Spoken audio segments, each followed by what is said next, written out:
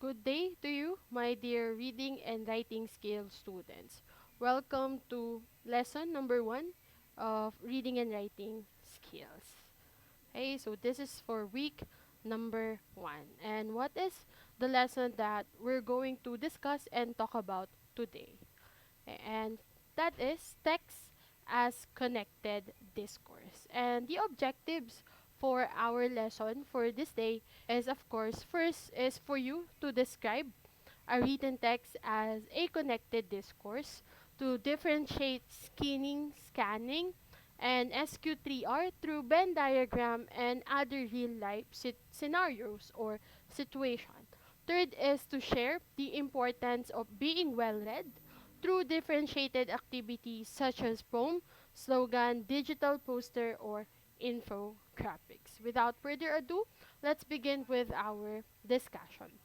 We have here three images, okay, of different people with, okay, the same activity. And what are they doing? Exactly, they are reading. Now, the next question is, what is reading? How can you define reading? Okay, reading is not just reading alone, but reading with comprehension. As stated here, reading comprehension is the active process of constructing meaning from text, meaning you read with full comprehension, and with that, you can construct your meaning from the text that you have read. Okay, and that is according to Vo and Linan Thompson, okay, from 2004. Okay, so let's proceed. What is text? Okay, and we talk about text with three, okay, major components, okay, and the influences, okay, the diagram regarding a text. Okay, we have the other two, and that is the author or the writer of a text. Next is, of course, you as a reader. Okay, author and text has direct relationship with one another because an author and the writer, of course, knows everything and even the hidden meaning of the text that they are writing. Now, the barrier is between the author and the reader. Does the reader, okay, comprehend the text according to the wants of an author? But then again, there are a lot of things, okay, variables that influence, okay, the comprehension or understanding of a reader, okay, towards the text that you are reading. Okay? So first, let's talk about text as a connected discourse. Okay, that's one thing that we will be discussing today. Okay, so let's discuss it one by one. But I'll be showing here an example. Are these examples of text? That's the question. Okay, is entrance this way and this kishmash, okay, from the other example, are they both example of text? If again, we will go back to the definition or meaning of a written text or text itself, again, you have to have a comprehension and you can construct or get a meaning from it. If you say that these are example of text, then you're wrong, okay? Because again, text should have, okay, a meaning. You should have construct and get a meaning from it. That's why entrance this way is an example of a text, and the other example of kishmash here from the right side is not an example, okay, of a text, because a text again is something that you can derive and construct a meaning from. Okay, look at entrance this way. This is such a good example of a text because it is direct and it is clear. Okay, it simply gives you direction towards the entrance of a certain establishment that you're going in. Okay, that's why it is used, okay, as a signal, okay, as a direction, okay, to people, unlike the other example. Next, let's continue. Let's define what is text. Again, a text is generally considered a written material, especially longer pieces of writing, as in short stories, novellas, books, even a letter or a mail, or those, okay, written in a newspaper. And also, mention here that a text is a group of ideas put together to make a point or one central idea. And again, we have to go back to the definition of reading, that it is only considered a text once you will get the main idea of it, once you can construct a meaning of it. Thus, it makes a text a group of ideas that has one main idea or central idea. Next, we have here an example. It was a dark and stormy night. In her attic bedroom, Margaret Murray, wrapped in an old patchwork quilt, sat on the foot of her bed and watched the trees tossing in the frenzied lashing of the wind.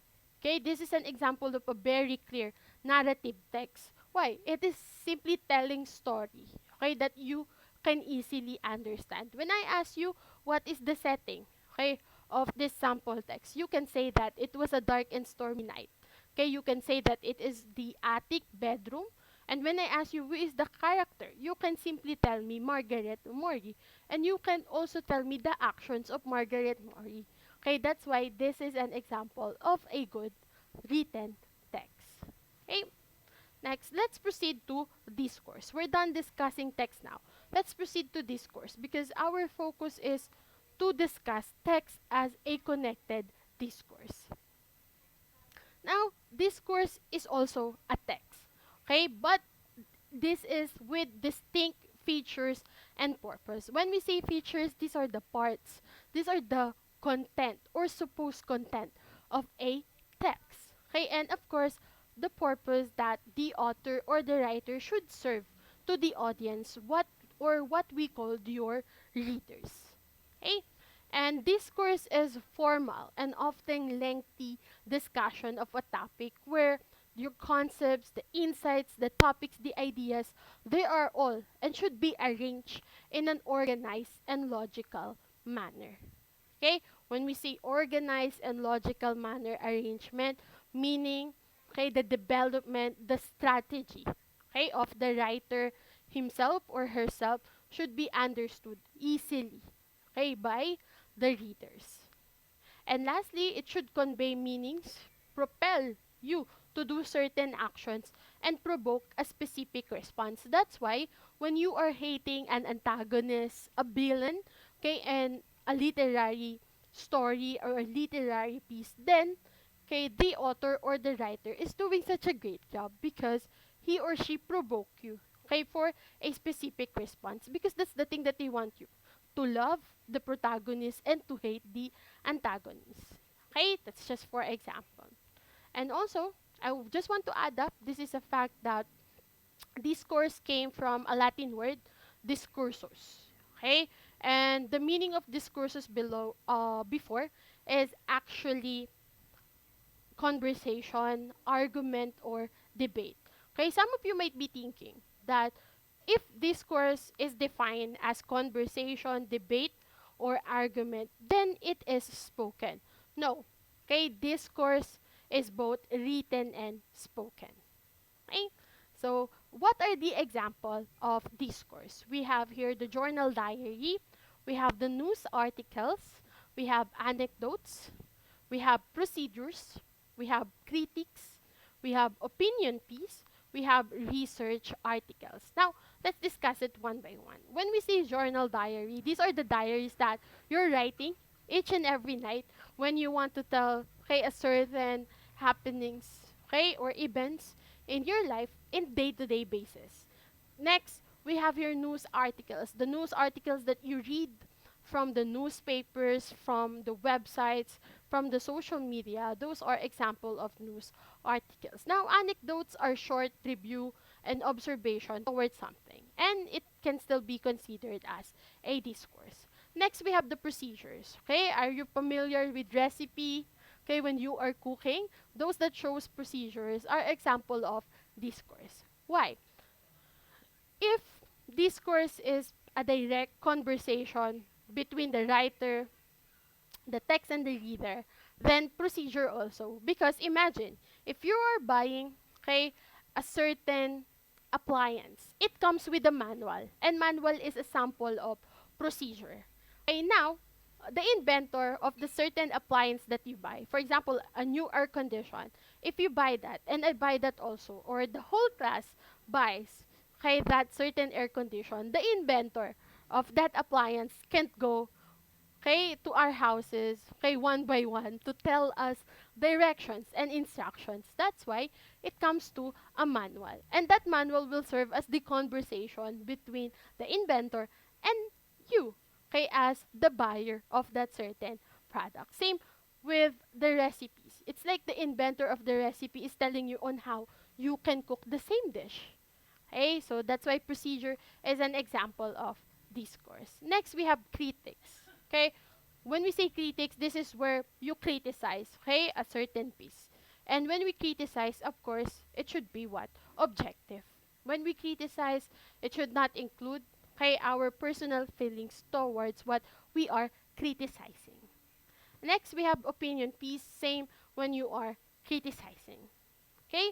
And lastly is your research articles. Okay? Of course, research articles should be proposed, okay, should be given, should be communicated, okay, to certain and specific group. Okay, like for example, you conduct a research, okay, in the field of science and technology, then you can submit that to the Department of Science and Technology. Okay, you can offer your research there. Okay, and this course serve three purposes. Okay, this is the main purposes when you are writing. Okay, that is first, okay, to inform. When we inform, we give directions, we give information, okay, to our readers, and that does not include our opinion. Meaning here, it is only based on facts and facts only, and you will provide evidences and materials that will prove, okay, this information. Next is we have here the persuade. Okay? What do we mean by persuade? This one is one of the toughest purpose when we are writing. Okay? When we persuade, meaning we have to appeal to the emotions, to the feelings, okay, of our readers. Okay? That is for persuasion. You have to convince them. Okay? They have to believe in whatever you're going to say to them.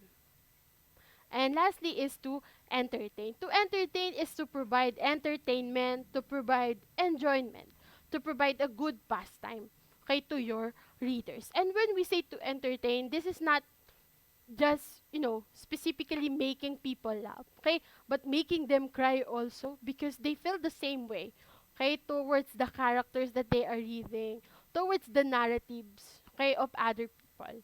Okay, so that's how entertainment works. And that's one purpose, okay, when we are writing.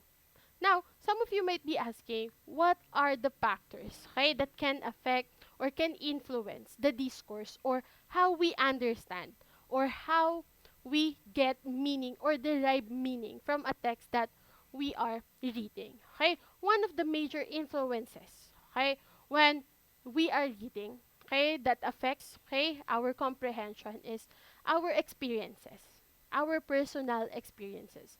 I might experience this, you might not experience the same pain, the same struggles. So it affects, okay, the comprehension. Same with the social environment. Okay, when we say the social environment, this is your school, okay, this is the place, okay, where you live, the place where you grow. Okay, so it can affect your comprehension also. And lastly, the other um, factors that influence our discourse or our understanding is, okay, our culture. Okay, most especially, okay, the whole world is with diverse culture. Okay, meaning we are different from Americans, we are different from Europeans. Okay, Philippines could be, one, okay, of the countries from Asia, meaning we're Asians. We eat rice, okay, from breakfast to evening. Okay, that's something that cannot be changed. Okay, because it's part of our culture. Okay, and it influence our comprehension. For example, we read, okay, that we are enjoying the snow every winter. Philippines doesn't have a winter. Okay, but we celebrate Christmas too. What do we enjoy every Christmas? We enjoy our vacation. We enjoy the ham, okay, and our tables rather than enjoying the snow. Okay, so that's those three, okay, are the factors that influence, Okay, our discourse. Next, let's talk about text and discourse together. Text and discourse together is like this. Okay? Text is made up of sentences having the property of grammatical cohesion. And discourse is made up of utterances, okay, having the property of coherence. Okay, so that is text and discourse together. Now, how come that they are text as connected discourse? When we say that text has grammatical cohesion, meaning it is right in grammar. It can express the right thoughts that you, as a writer, want to convey to your readers. And when we say cohesion, it means that one part and one sentence and the other sentences are directly relevant and related to one another. And when you achieve cohesion, of course, you can achieve coherence. Once every sentences that you have written has cohesion or related to one another, then your readers can derive one meaning from it. Okay? So that's why text and discourse.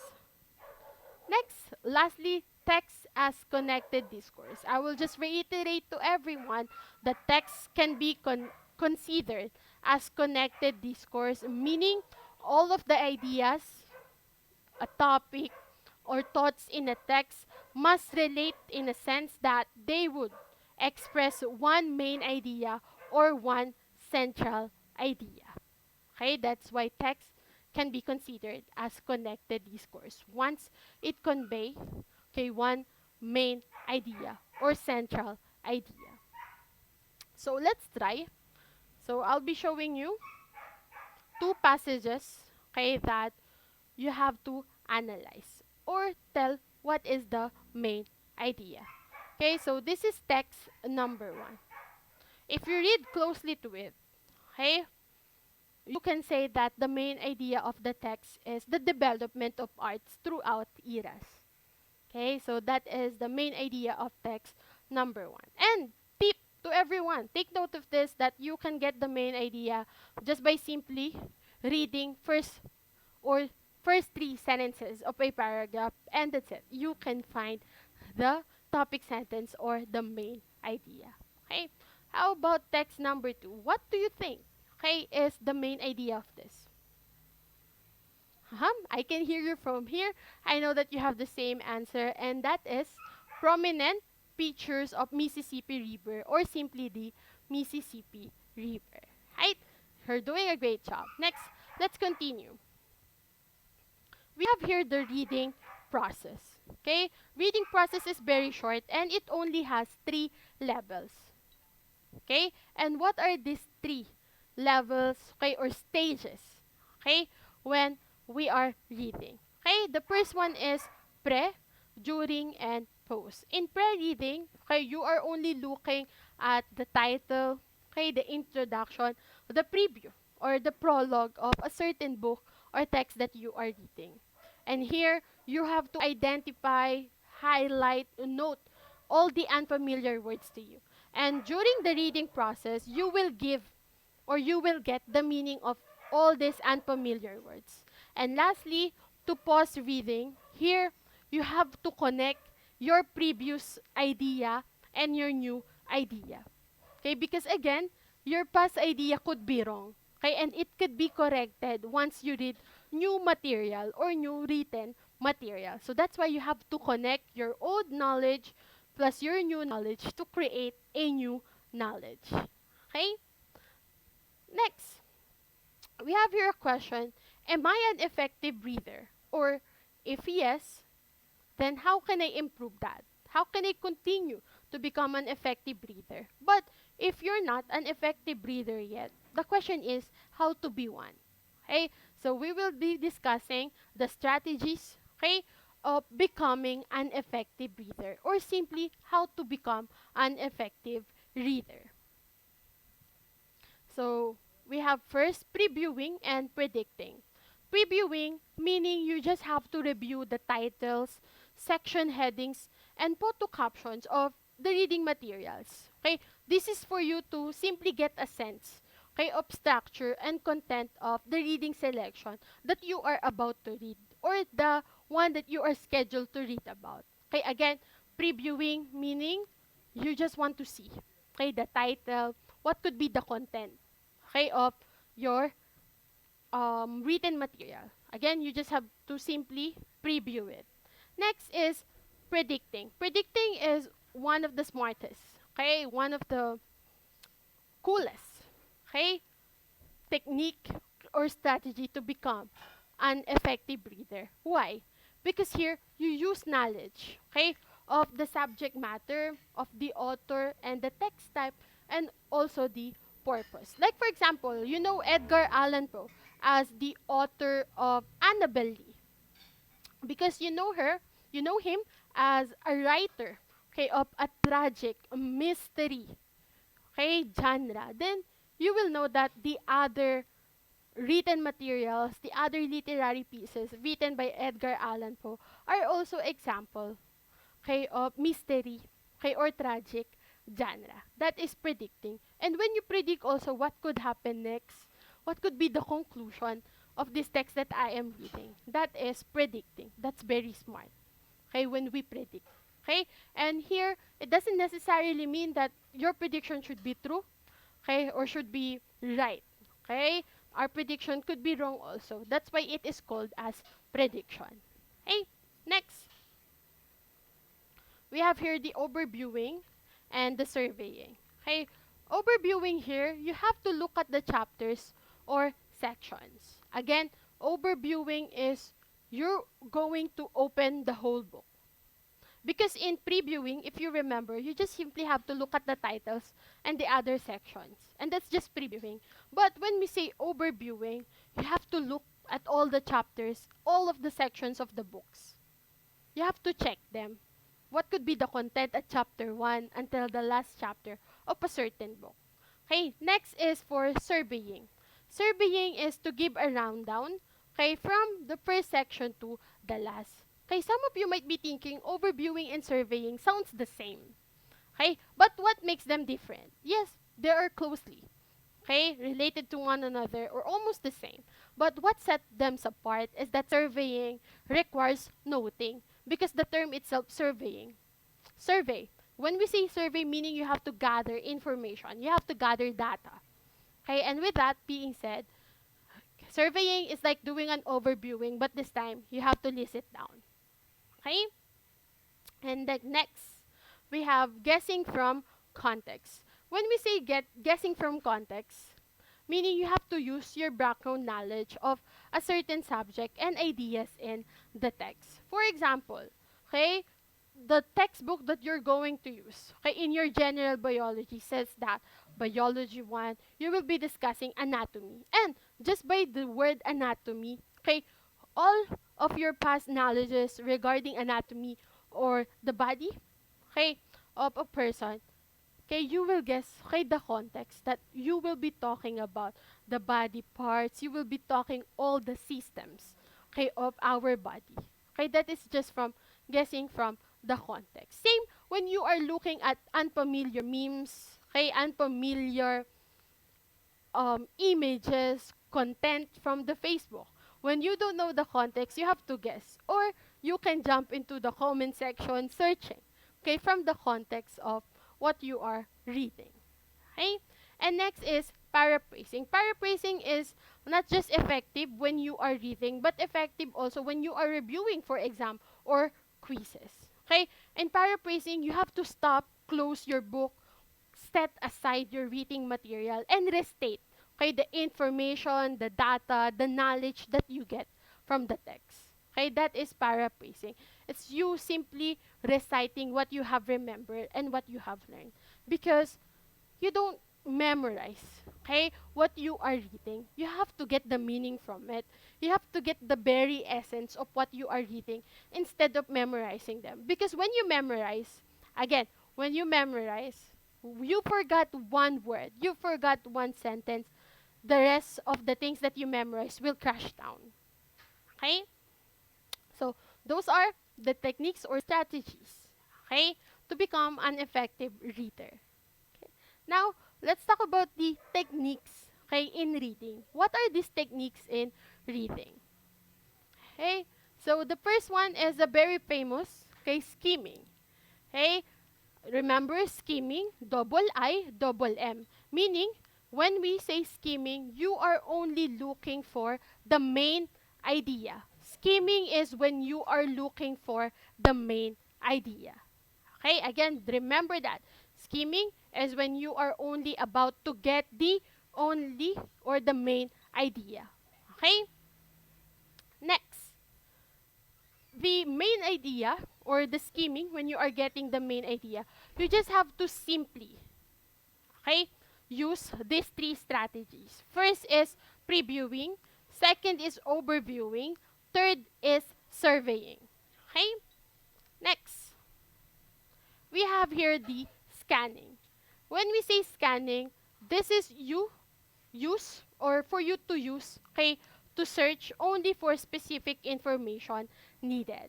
Again, skimming is when you are looking, okay, for the main idea. And scanning is when, okay, you are looking or searching for a specific information.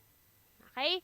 So remember that. Next, let's jump into one of the newest, okay, techniques when you are reading, and that is SQ3R. Okay? When we say SQ3R, meaning we have one S, one Q, and three R. Okay? And this is an excellent technique to use when you are reading textbooks. Because textbooks contains a lot of information that we cannot grasp, okay, we cannot understand fully in just one go. Okay, that's why we can apply SQTR. S refers to survey, or survey means preview. Next, question, meaning you have to prepare for guide questions. What should I learn from this? What should I get from certain topics or parts of what you are discussing? Next is we have read. You have to read for meaning because that's the very purpose or essence when you are reading. You have to look for meaning. Okay? And next is to recall. Recall meaning you have to test yourself.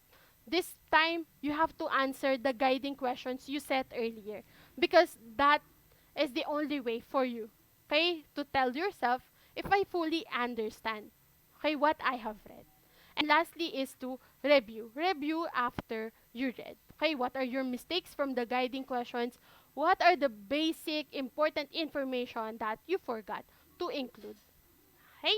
So that's for SQ3R.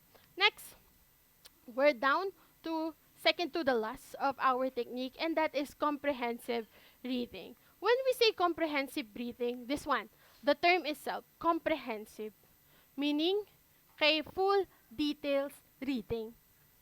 Okay?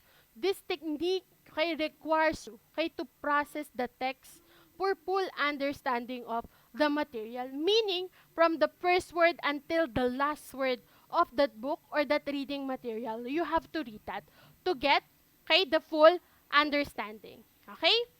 Next, let's proceed with critical. Okay? Critical is a technique which involves, okay, an analysis of the claims presented in the text. Okay? When we say critical reading, this is you, okay, conducting textual analysis. When we say textual analysis, meaning you have to read between the lines, you have to get the beneath and underlying meaning of each sentences, and to also, okay, read beyond the lines for you to interpret, okay, what you have read. And again, you have to question, okay, whatever, okay, that you are reading. Okay, you have to question the presented claims or ideas given, okay, on what you are reading. Okay, so we have here, let's try. This is asking you to differentiate SQTR, skimming, or scanning. You can try this, okay, on doing this. Next, we are down to the last part of our discussion, and that is context clue. What is use of context clues? Okay, the use of clues to the meanings of unknown words instead of using dictionary. Meaning, even though philosophically or technically speaking, dictionaries are available. Okay, you can use the websites, you can use the pocket dictionaries that you have. But context clues improves your vocabulary. That meaning, just by simply reading it, by simply analyzing the presented material, you can get the meaning from it. Okay? Next, analyze the following words. Okay, first, okay, we have here three words: beautiful, pretty, attractive. Okay, what are they? They are synonymous to one another. Okay, and that is why synonyms can be used as context clues. Okay, again, synonyms should be words, okay, having the same meaning or nearly the same meaning. Okay, and they are called as synonyms. Okay, so it appears in many different ways. First is by dashes. Look at that. She finds solace, comfort in the countryside. And with that, you can say that comfort and solace has the same meaning. Okay? And that is peace or simply comfortable. Okay? Next is by commas. Commas are not just, a punctuation that sets you to stop when you are reading. But commas are signal also that it could be followed, okay, by the meaning of a certain word. Okay, like for example, we have here the advocates.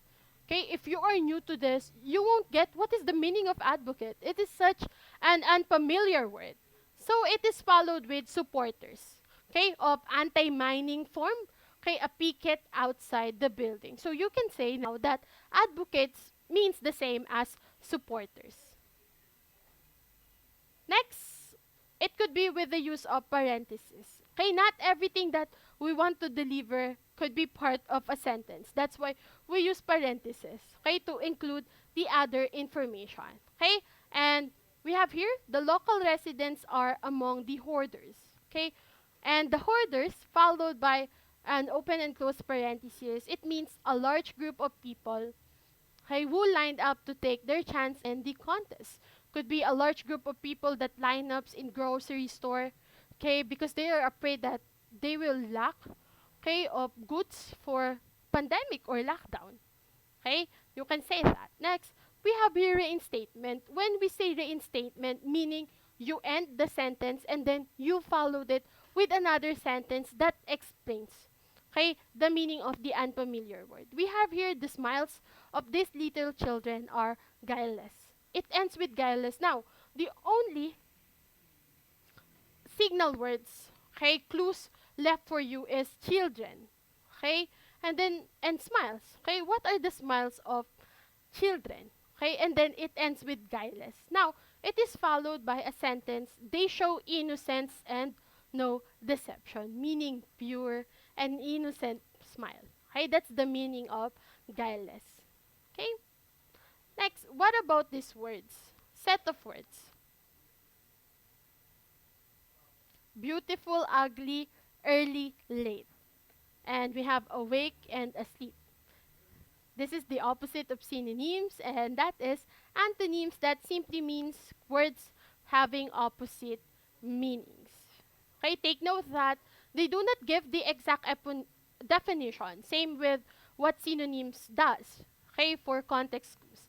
Here, this was just give you an idea. Okay, a better clue for you to get a meaning of a certain word.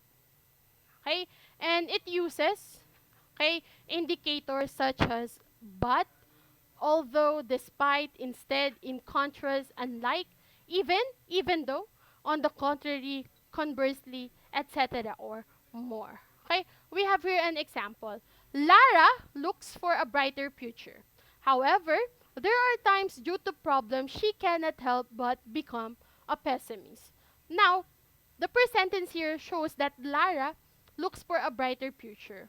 And we have here the indicator word, however, meaning our unfamiliar word is the pessimist. If you take closely it and analyze, meaning pessimist is a negative thinker. Okay, because look at the first sentence. Lara looks for a brighter future. Meaning, she's a positive thinker, but due, okay, to the problems, struggles she faces, okay, she cannot help but to become a pessimist sometimes. Okay, that is for antonyms.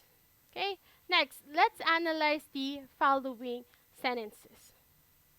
Okay, we have here celestial body. That is our unfamiliar term. Okay? Such as the sun, moon, and stars are governed by predictable laws. Okay? Look at that. Celestial bodies followed by, and the term used such as sun, moon, and stars. Meaning, we can use examples as our context clues. Examples are lists of illustrations that make the unfamiliar word cleaner in order for you to derive the meaning of the word. Okay, you have to analyze, okay, the examples given, find find the differences or find their similarities for you to know what is the meaning of unfamiliar word. Meaning, if celestial bodies, okay, and its examples are sun, moon, and stars, you can say that celestial bodies are the objects found, okay, outside the earth or can be found on the space. Okay, so we have another example. Lynn is on a diet. However, she still ate a portion of everything, served like a small piece of bread and a small piece of cake. Now, what is the meaning of portion? Right? I can hear you from here. Portion meaning part of a whole or a small one. Okay? Great job. Now, let's continue. What about this? The stench of the old shoes was like the smell of garbage. What is the context clue used here? Right. Okay, we use comparison. Again, don't be confused regarding comparing and contrasting. Again, when we compare, we focus on the similarities.